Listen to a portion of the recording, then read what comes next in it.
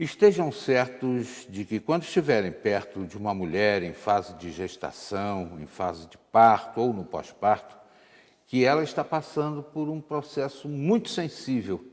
É uma situação em que a mulher preparando outra pessoa, ela sofre lá muitas alterações e nós vamos falar sobre esse assunto hoje com uma pessoa que conhece bem, sensivelmente essa questão, que é a professora Miriam Benicasa, é pesquisadora e coordena uma pesquisa lá na Universidade Metodista de São Paulo e também atua na nossa vizinha aqui, Universidade de Taubaté, né? Exatamente. Muito legal a sua presença aqui, muito obrigado. E essa coisa mexe mesmo com a mulher, né? Mexe. É um prazer estar aqui, obrigada pelo convite. E ainda mais falar sobre um tema tão importante como a depressão pós-parto ou a vivência do pós-parto em si.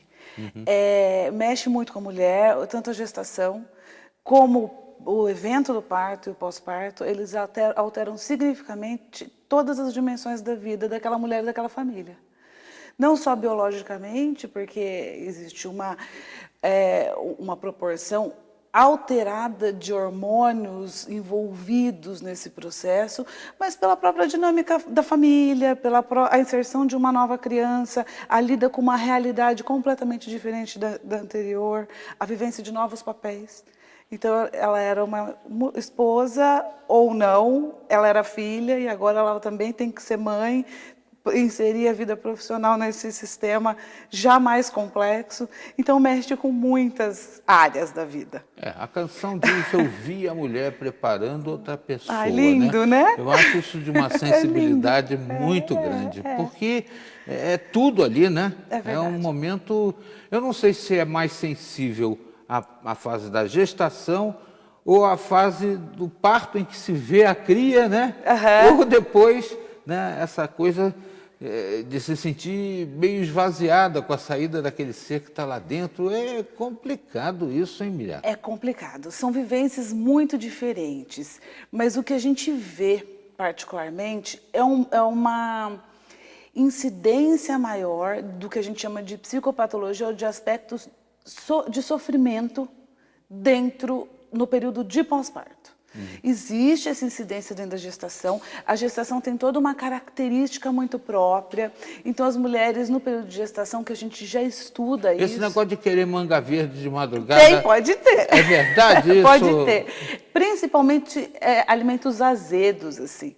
Elas costumam querer mais. Até por uma necessidade do corpo e tal. Mas E essa história de boca seca, ser filho que vem com muito cabelo? Então, acho que é um pouquinho de... Exagero.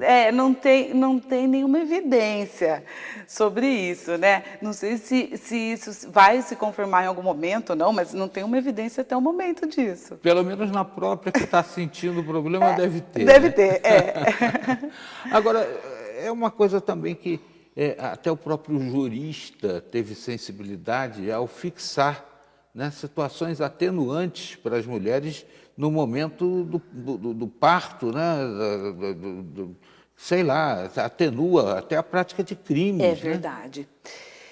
Bom, a gente sabe que o hormônio altera sensivelmente o humor e a conduta, o comportamento. Ele é capaz, alguns hormônios são capazes disso.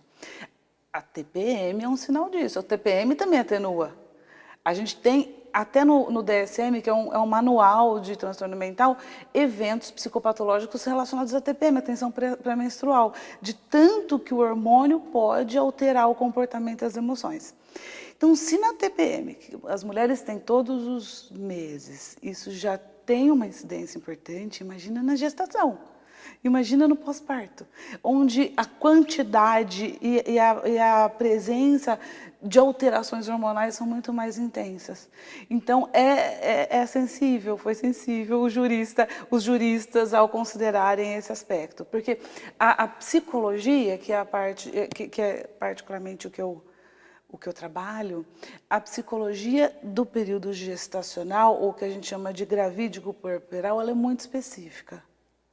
A gente não pode... Uma mulher no período de gestação ou no período de pós-parto, ela tem alterações que apresentam características diferentes quando ela não está nesse período. Características psicológicas. Ela apresenta pode apresentar, algumas mais, algumas menos, condutas, comportamentos, emoções e alterações muito peculiares desse período. A música também tem uma vertente aí que diz que mulher é bicho esquisito, todo mês sangra. Todo mês sangra, exatamente. E não morre. Não morre. Sangra 3 dias seguidos e não morre. É verdade. Agora, essa coisa do pós-parto, né? Uhum. É outra coisa enigmática, né, meu? É muito enigmático. Usou a palavra correta.